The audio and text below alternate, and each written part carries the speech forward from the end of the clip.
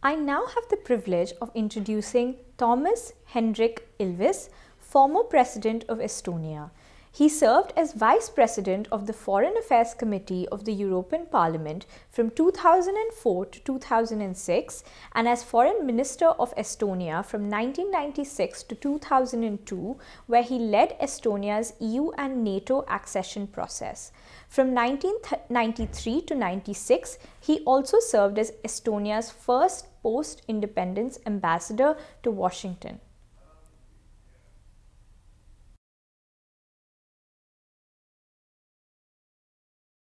Ladies and gentlemen, it's an honor to be here today to talk about one of my favorite topics, which is the nature of a digital identity. Before I get precisely to the identity issue, let's understand where we are today. We live in a world in which the building of infrastructure, digital infrastructure, is no less important than in the 19th and 20th century the building of road infrastructure was. Especially if we look at, say, the post-World War II period when countries started massively building concrete highways or asphalt highways in order to get trade moving in their country, to get people moving. Today, the question is building a secure digital infrastructure to do all the things that previously were done on paper. Let's face reality. The world is going to digitize one way or another. It is doing this at a huge rate in the private sector, but when it comes to public services, they tend to be in most countries at the level of the 1960s.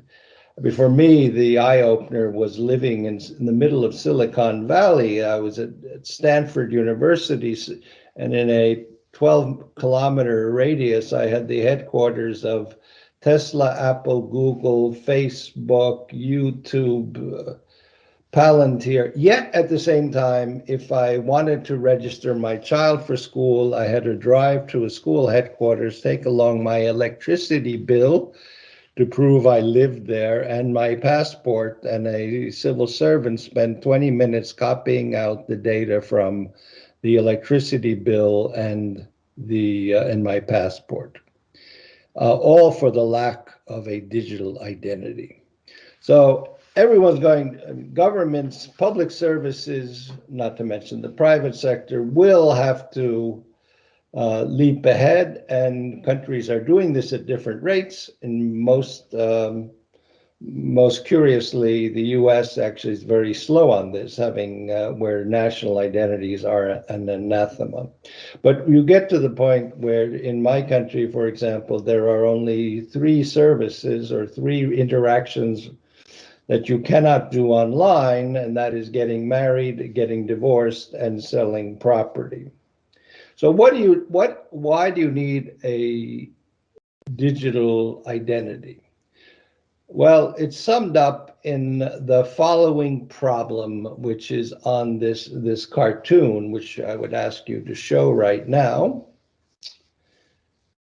And as you can see from there are 2 dogs, and one dog says to the other, on the internet, no one knows you're a dog.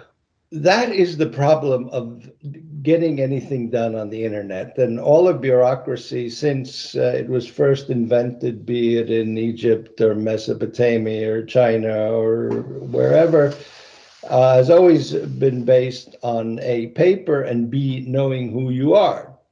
But online, we know from hacking and from all of the other possibilities, you can never be sure who you are talking to. And this is where you need some kind of state intervention. The basics for an identity, so that you know who you're talking to, you know that you're talking to the state and not to someone faking the state, or the state knows it's talking to you and not someone who's faking you or just between two people, is having a digital identity. And this consists of really three components in itself. I mean, first of all, you need a population registry, so you know who is living in your country or in your province or your state. Secondly, you need to have something that carries your identity, and the most common one right now is a card that has a chip on it. And here's the one that we have in Estonia. Let me get that up close there. That's mine. On the back, you'll see you have a chip.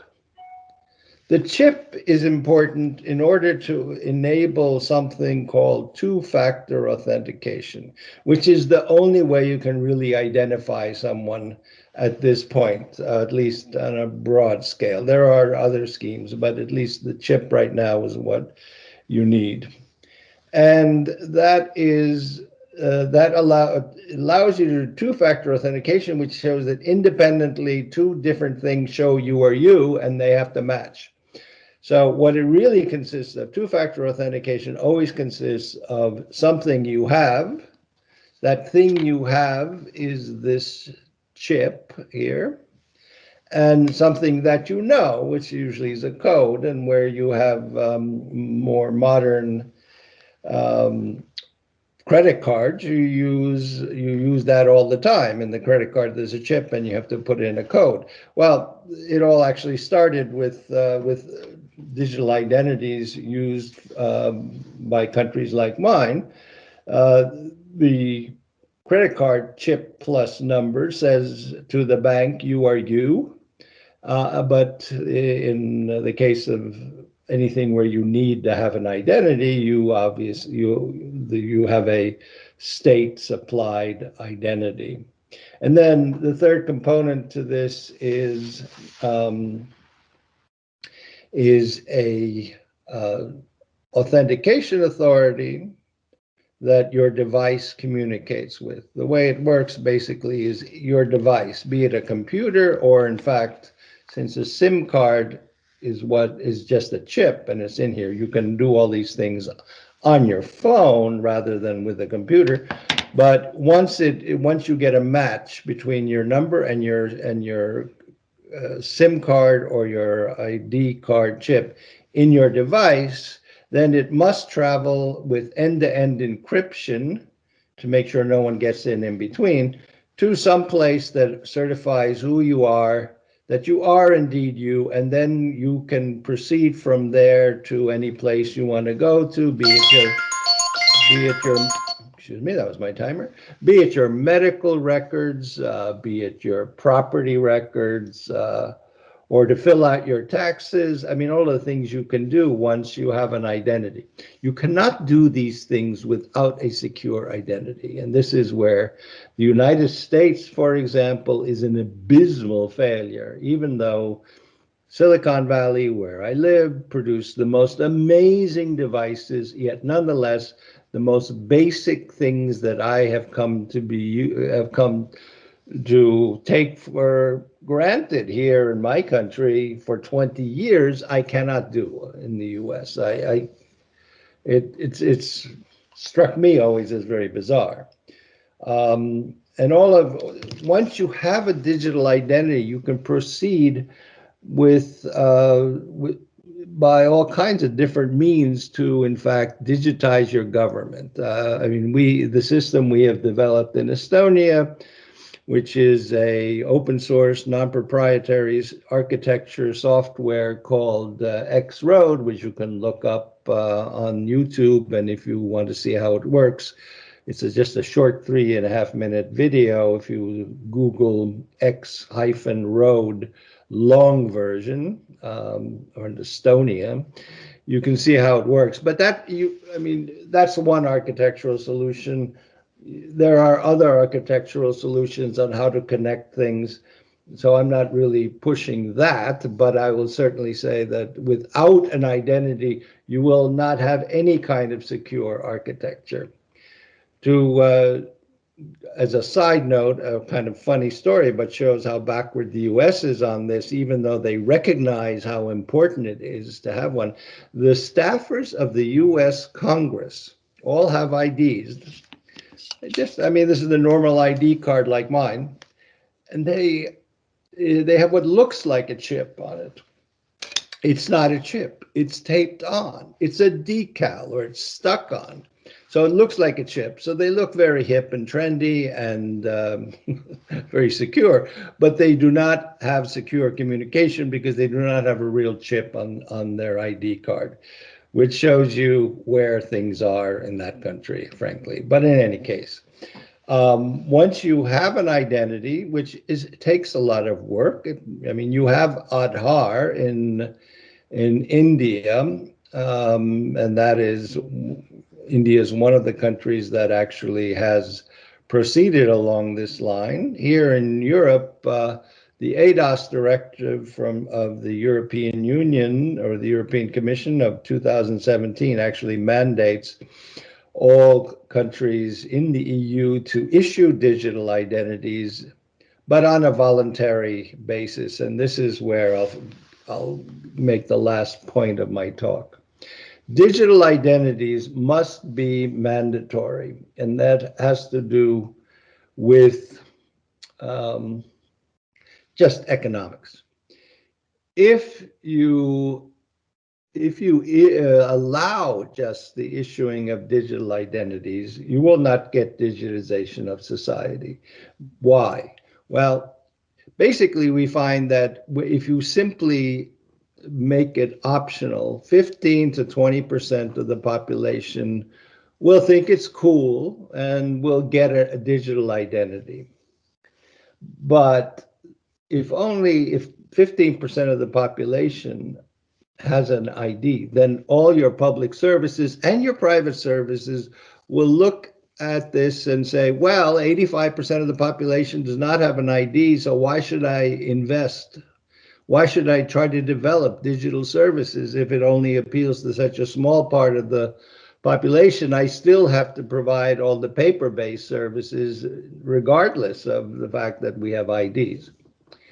And then from the other side, people will not take up IDs if they don't get anything for it, if they don't really find services. So on the one hand, you have one of these chicken and egg problems, or maybe a catch-22 would be a better word for it.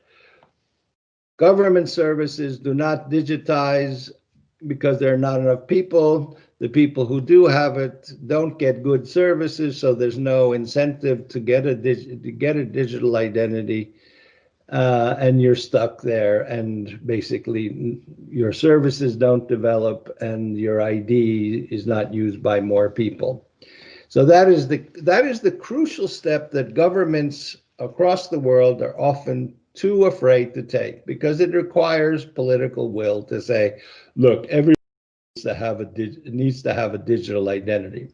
You don't have to use a digital identity, and basically the experience shows that if everyone has a digital identity, they will use it, and it makes sense to invest in the money-saving services, or all that you get huge savings from digitizing, but you get them only if most people use their ID to access those services. A final note, what we have found is actually that thanks to the digitization of our society over the past 20 years, that when we were hit by COVID, government services did not shut down. They continued more or less uninterrupted because, first of all, they're so highly digitized, you don't have that many people who have to be in the office. And secondly, since you can do it online, you can isolate and not go to big crowded government offices, stand in line, transmit COVID, or be infected by COVID.